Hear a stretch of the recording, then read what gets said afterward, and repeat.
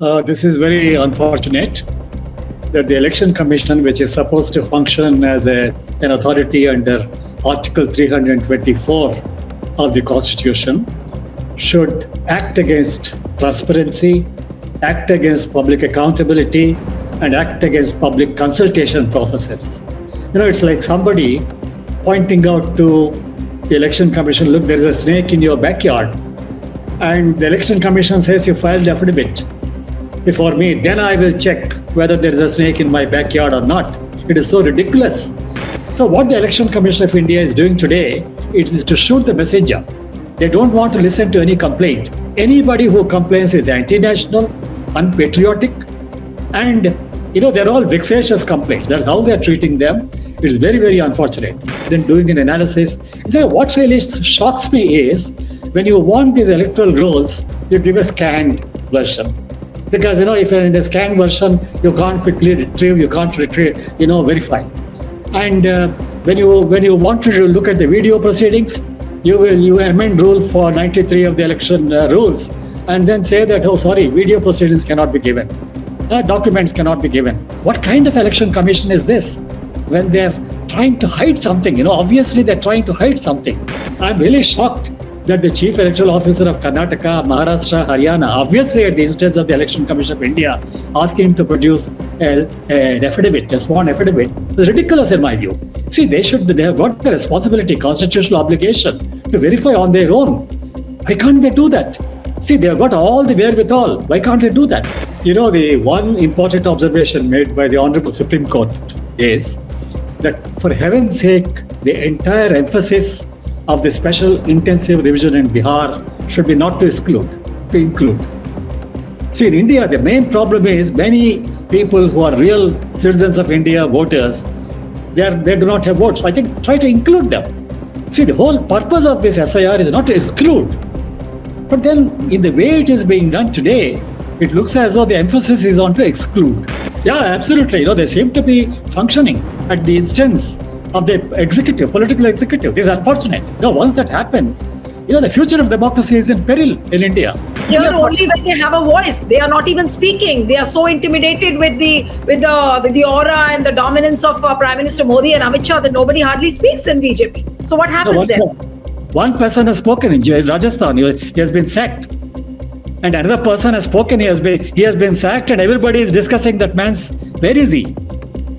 Where is he today? Nobody knows. Hello and a warm welcome to HW News Network, your one-stop show, truth be told, for some engaging and thought-provoking conversations.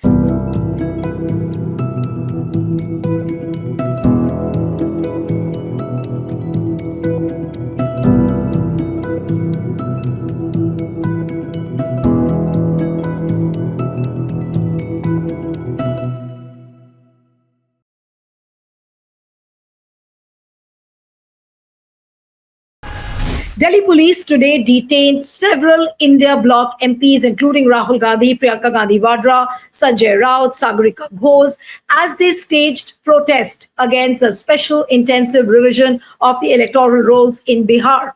The lawmakers, who began a march from Parliament House to the Election Commission of India headquarters, were stopped midway near Transport Bhavan. Now, this is what Rahul Gandhi had to say, and I'm going to quote: "The reality is that they cannot talk. The truth is in front of the country.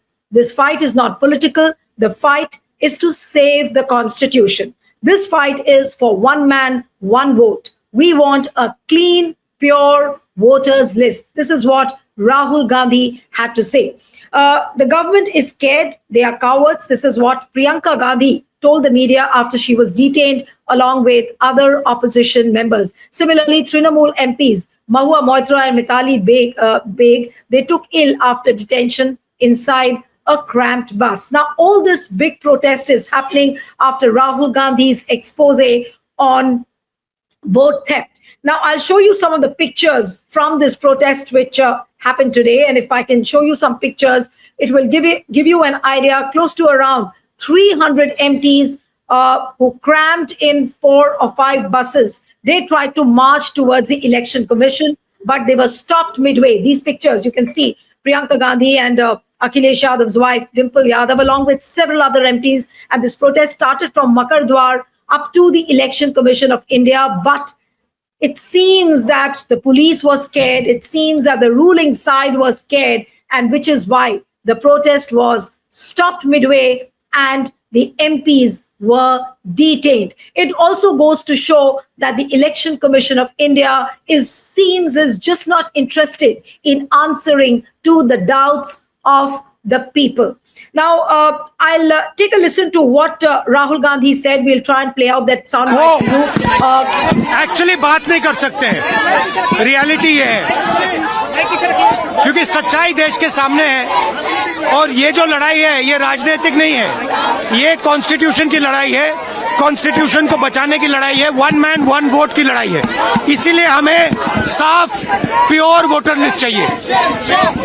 So this is what Rahul Gandhi had to say when he was being detained. And but the most horrifying thing is that why is Election Commission not ready to answer any question? It says that give the affidavit. Now, what the Election Commission of India has told the Supreme Court that because there were doubts about 64 lakh voter names deleted from the Bihar voter list. Because of the special intensive revision which was happening. And Election Commission of India has told the Supreme Court in its reply that the law does not require it to prepare or share any separate list of names of people missing from the draft electoral rolls or publish the reasons for their non-inclusion for any reason whatsoever.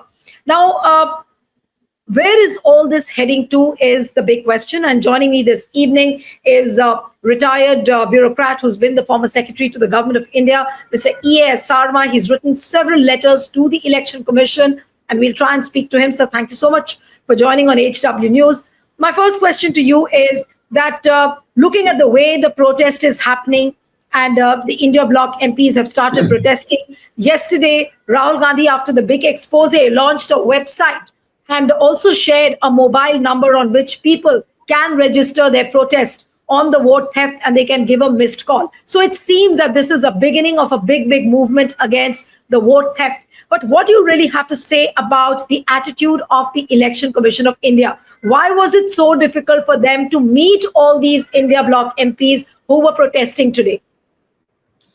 This is very unfortunate that the Election Commission, which is supposed to function as an authority under Article 324 of the Constitution, should act against transparency, act against public accountability, and act against public consultation processes.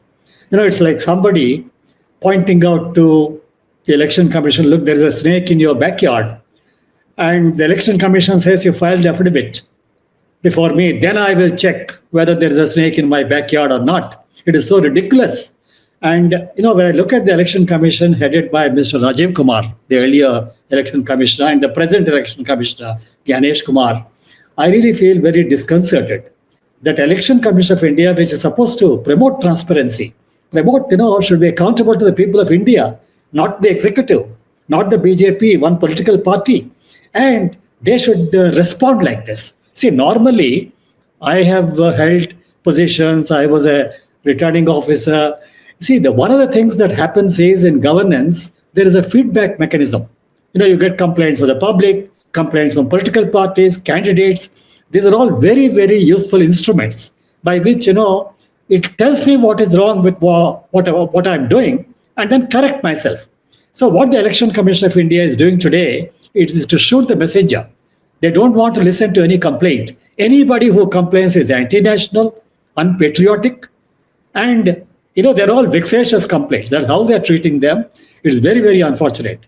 Now look at when I talk of elections earlier, also I think on your channel, I dealt with the vulnerabilities of the EVM, electronic voting machine. There was a technical interview by Madhav Deshpande at the time. Then I also mentioned about the electronic voting machine doesn't have a totalizer. You cannot mix booth-wise votes. So in the olden times, we used to mix all the booth-wise votes so that you can't identify, the votes from which booth. Today, because there is no totalizer, because there is no mixing, you can actually identify the booth. And in India, booths are colonies, religious minorities, different castes, you can intimidate them, you can induce them. So they just, there's one vulnerability. Now, the other thing is about electoral rolls. So what is happening today in the last few days, whether it is Ajit Anjum, so YouTube, when he went around and then found blank forms being given, and then the polling, the electoral rolls people, recording things. And then there was a complaint by RJD leader. And then Mr. Rahul Gandhi came up with a complete analysis of a Bangalore Central constituency, in a complete thorough investigation. Then Deepankar Bhattacharya of CPI ML giving evidence. And now the latest, this reporters, that the newspaper investigators going and then doing an analysis. What really shocks me is when you want these electoral rolls, you give a scanned version. Because, if in a scanned version, you can't quickly retrieve, verify. And when you want to look at the video proceedings, you amend rule 493 of the election rules and then say that, video proceedings cannot be given. Documents cannot be given. What kind of election commission is this? When they're trying to hide something, obviously they're trying to hide something. It's something which is very, very disconcerting, for me. No, but Mr. Sarma, I also want to ask you about the attitude of the Election Commission, where they are, after this big expose, they are asking Rahul Gandhi for the affidavit. Now, what is this affidavit for? I really cannot comprehend. Why are they asking him for an affidavit rather than simply telling them that, okay, I will clear your doubts? So does it go to show that they really have something to hide? Absolutely. They're trying to hide something because, see, what Rahul Gandhi has done is to take the documents from the Election Commission. There's hard data. And then he compared. These are all verifiable facts. And I'm really shocked that the Chief Electoral Officer of Karnataka, Maharashtra, Haryana, obviously at the instance of the Election Commission of India, asking him to produce an affidavit, a sworn affidavit. It's ridiculous in my view. See, they have got the responsibility, constitutional obligation to verify on their own. Why can't they do that? See, they have got all the wherewithal. Why can't they do that? I was really surprised when this reporters collective today, the investigator said, we have taken the scanned version, they have used a software to convert it into an electronic form and then verified. And then what did they find? In one constituency, Valmiki Nagar in Bihar, out of 243 constituencies, one constituency, they verified. And they found something bizarre. The constituencies which are adjacent to Valmiki Nagar in UP, they found 1,000 names repeated here.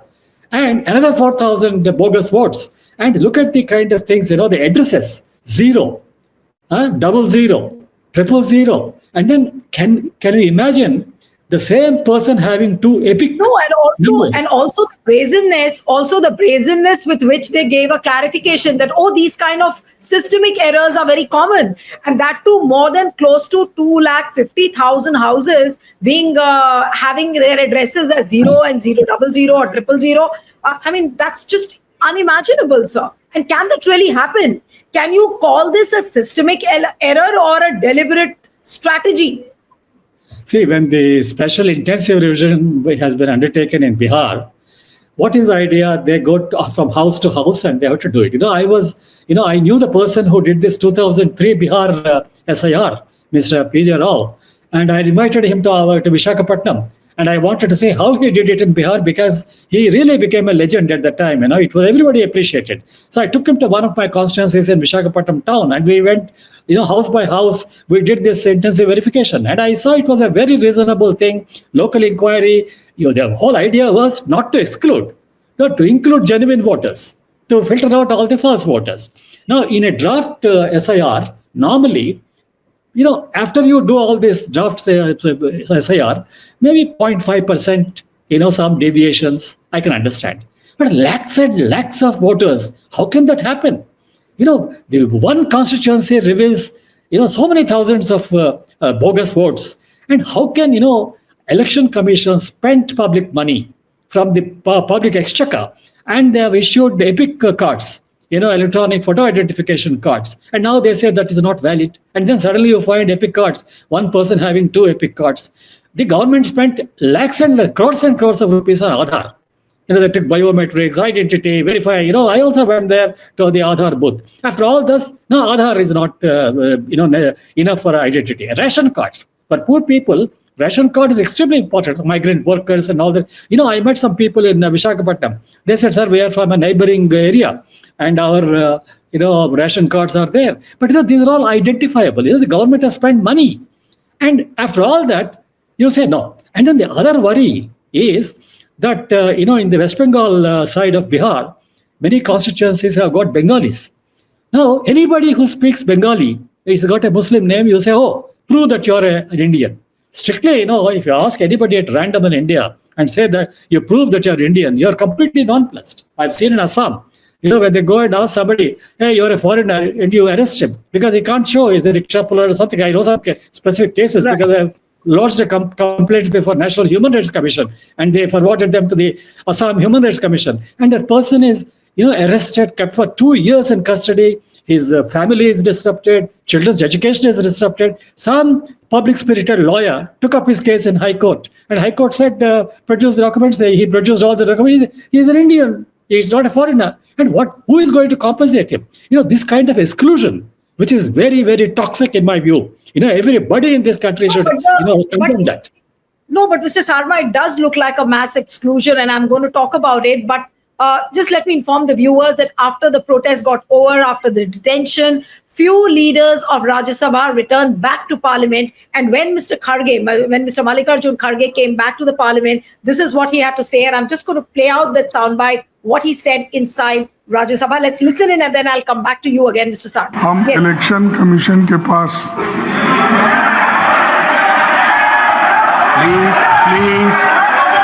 Please, you continue. Honorable LoP, continue. हमने Please. Election commission के पास सभी पार्टियों के MPs Lok Sabha और राज्यसभा के हम memorandum लेके जा रहे थे।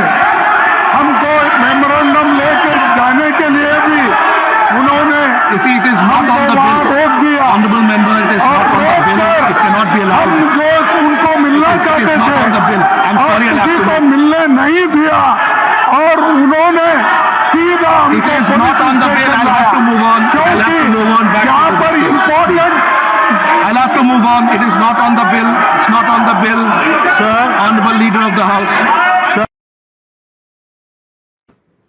So this is what Mr. Kharge tried to re-emphasize, that they were trying to march to the Election Commission office, but they were stopped. And it was members of Lok Sabha as well as Rajya Sabha. But coming to the mass exclusion, Mr. Sarma, the other day when the Supreme Court met over this case, when it was mentioned, the SIR case, and tomorrow and day after the hearing resumes on this case, the bench said that, if there is a mass exclusion, we will try and intervene. We will ensure that, there's no unfairness. Now, what is the hope we can have from the court? Because the Election Commission is not ready to answer. Can the courts now really pull up the Election Commission to be more transparent? The one important observation made by the Honorable Supreme Court is that, for heaven's sake, the entire emphasis of the special intensive revision in Bihar should be not to exclude, to include. See, in India, the main problem is many people who are real citizens of India, voters, they do not have votes. I think try to include them. See, the whole purpose of this SIR is not to exclude. But then, in the way it is being done today, it looks as though the emphasis is on to exclude. And the second thing, in the parliament, the biggest issue today, the biggest challenge to democracy is exclusion.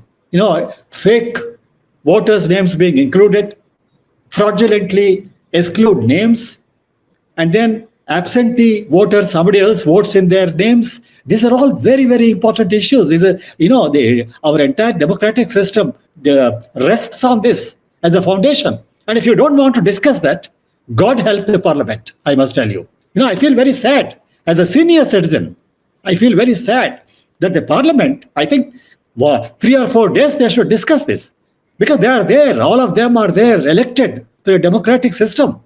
No, but there have been, Mr. Sarma, there have been constant protests in the parliament. In fact, from day one when the monsoon session started, all the India Bloc MPs have been standing outside Makar Dwar, and they have been holding posters and banners against SIR.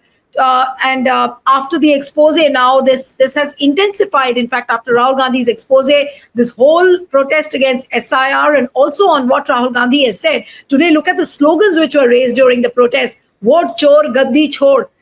This is what the slogan was. And we could just see something really, really extraordinary playing out on the street. But here you had a police which was obstructing the path of the opposition leaders. You had an election commission building which is completely silent, which is shut.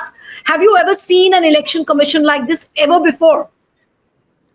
Not in the past.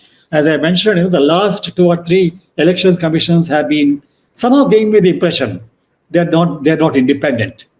There is an invisible hand controlling them, which is unfortunate.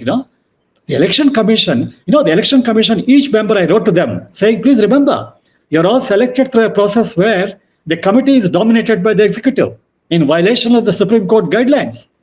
So in a way, it is the executive which has appointed you.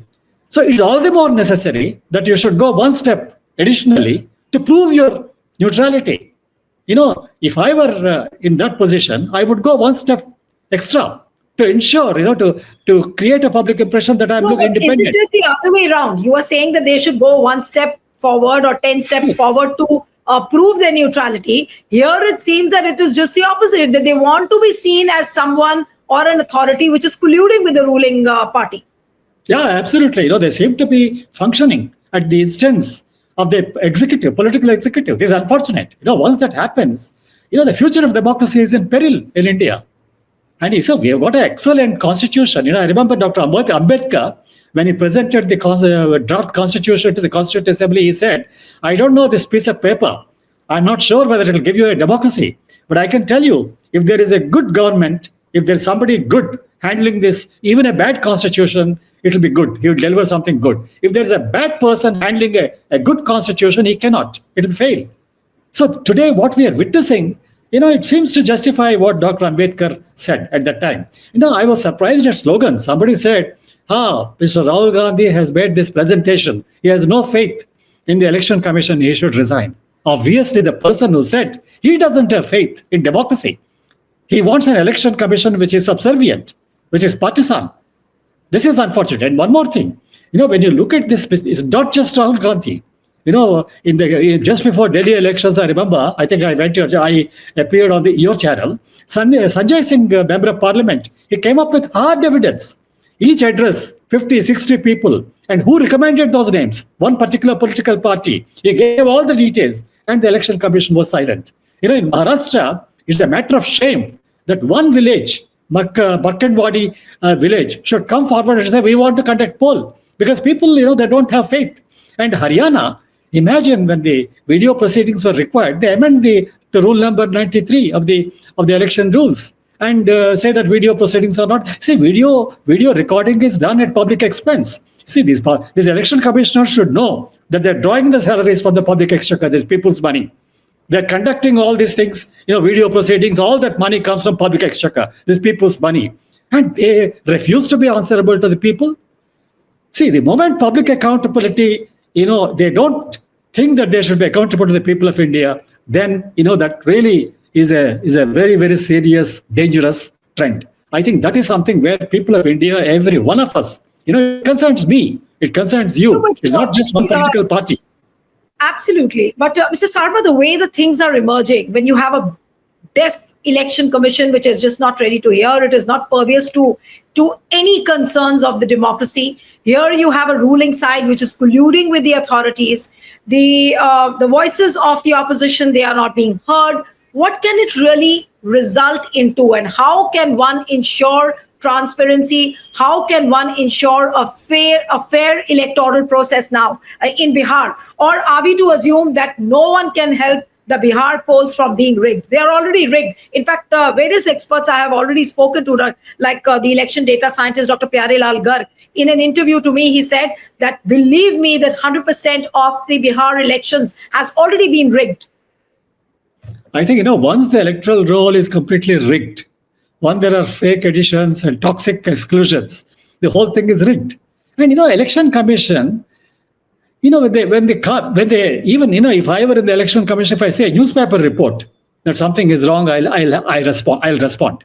See, every feedback mechanism is important in a huge, it's not a small election. India is not a small democracy. And when somebody gives you useful information saying that this is wrong, you should immediately, you got the wherewithal, you should immediately go and verify that. This is what any sensible election commission would do. But unfortunately, they completely seem to, close all doors to transparency. They don't want to listen to the people of India. And this is something, which is very worrisome. And I think this requires a national debate. I think Parliament should sit and discuss it for days and days before the issue is sorted out. And then, in my view, the mother of all the troubles starts with this election of these 3 election commissioners. It must be totally independent. It cannot be. I don't understand. But can we have some concrete answers? Who is going to really answer on why suddenly there was an SIR where there was no need to do it? Who's really going to answer on the electoral fairness? Because it seems that the attitude of the government and the election commission is that we will remain unaffected. You go on protesting, we will go on maligning you, the Godi media will malign you, and we will not answer. So when this is the attitude of the institution involved, that is the Election Commission of India, if this is the attitude of the ruling side, now look at the manner in which Mr. J.P. Nadda is dictating the chair of Rajya Sabha, that nothing what Mr. Kharge says will go on record. So you have a party president and the leader of the house talking to the chair like that. I mean, I just don't understand. What can one really say and what can one really hope for then? See, the democratic systems seem to be breaking down everywhere. Now, in this case, the moment, this SIR in Bihar has been taken up and the results are there to see for everybody, BJP's NDA partners like TDP, Chief Minister of Andhra Pradesh has spoken out saying, look, we don't want this kind of an SIR. We would like to lay down conditions because they're all afraid. See, it can happen to anybody. What happened in Bihar can happen to Andhra Pradesh, any other state today. And they don't want that kind of thing. So I'm sure BJP's own partners, and I'm sure many BJP MPs will protest. I don't think they're happy with this. Many BJP MPs, I know they're very reasonable. And they're also interested in protecting democracy. And I would appeal to them. See, they should question the whole thing. BJP. No, but they will hear only when they have a voice. They are not even speaking. They are so intimidated with the aura and the dominance of Prime Minister Modi and Amit Shah that nobody hardly speaks in BJP. So what happens then? One person has spoken in Rajasthan. He has been sacked. And another person has spoken. He has been sacked. And everybody is discussing that man's. Where is he? Where is he today? Nobody knows. And somebody even referred to that movie, La Pata Ladies. It's a matter of yes. No. I mean, there is a whole lot of suspicion about where Mr. Dhankar is. Now look at him. Where has he disappeared? Nobody knows. The other day, Mr. Kapil Sibal raised this point that we should know. Now today, Sanjay Raut also asked that where is Mr. Dhankar? Several opposition MPs are thinking of filing habeas corpus petitions regarding, the whereabouts of Mr. Dhankar. So, I mean, I'm just talking about the manner in which this government and the election commission is treating the right to vote. I mean, what are they wanting to do at the end of the day? And this is my last question to you, Mr. Sarma. Absolutely. The right to vote is very important. As a citizen, that's my right. It's my fundamental right. Nobody can take it away from me. If somebody tries to threaten that, I'm bound to question every person will question. I'm sure many BJP MPs will start questioning the whole thing. BJP's NDA partners, Mr. Nitish Kumar's party and Mr. Chandrababu Naidu's party will start questioning. It's not going to stop here. In fact, they have opened the Pandora box, the way they are going ahead and doing all this. And Election Commission, see, once they can take the people for a ride, second time they can take a people for a ride. As I mentioned in my letter, you can shoot one messenger. You can shoot another messenger, but you cannot suppress the sentiments of 1 billion people of this country. And the Election Commission must know. They are there and they should know that. People of this country will not tolerate. But my last question to you, sir, is how hopeful are you from the Supreme Court? Tomorrow when the Supreme Court meets, tomorrow and day after the hearing on SIR begins, what are you expecting, sir? See, Supreme Court, I'm hoping, I'm a person who believes in the rule of law, the Constitution, and the strength of the constitutional institutions, especially the Supreme Court. Now, Supreme Court has eyes and ears. They're just not petitioners. They're looking at what's happening in the parliament. They're looking at what's happening in the TV channels. They're looking at newspapers. And they know what is happening all around. And I'm sure, the Supreme Court will take so much cognizance of all these things. And I'm sure, once the rule of law is broken in this country, Supreme Court also will feel worried. They would like to protect the rule of law. After all, the whole of democracy rests on rule of law. So I'm sure, Supreme Court will intervene. The presumptive feeling that everything is right with the Election Commission, I think that is something which is shaken today. See, normally you assume that the Election Commission is everything is all right, so we cannot question. In many judgments, I have seen this feeling which being means reflected. the Supreme Court can no longer say that, this is a revered constitutional authority. We cannot question. We cannot ask questions. So the Supreme Court can no longer afford to say this. I think Supreme Court has got a constitutional responsibility. They've got a constitutional obligation. They cannot just remain, completely impervious to all this happening. And there's hard data. And they should order the Election Commission. See, when I was surprised when the Election Commission, I think they filed an affidavit before Supreme Court saying we only give you scanned version of this data, and then we cannot reveal the data. What is all this? After all, the Supreme Court is an institution that has got constitutional authority and constitutional obligation. It's not just authority. A lot of responsibility also rests on Supreme Court. I'm sure Supreme Court will intervene. Hope so. Right. So, let's hope for the best what happens tomorrow and day after on the SIR case. Thank you so much, Mr. Sarma, for joining on HW. Thank you. Okay.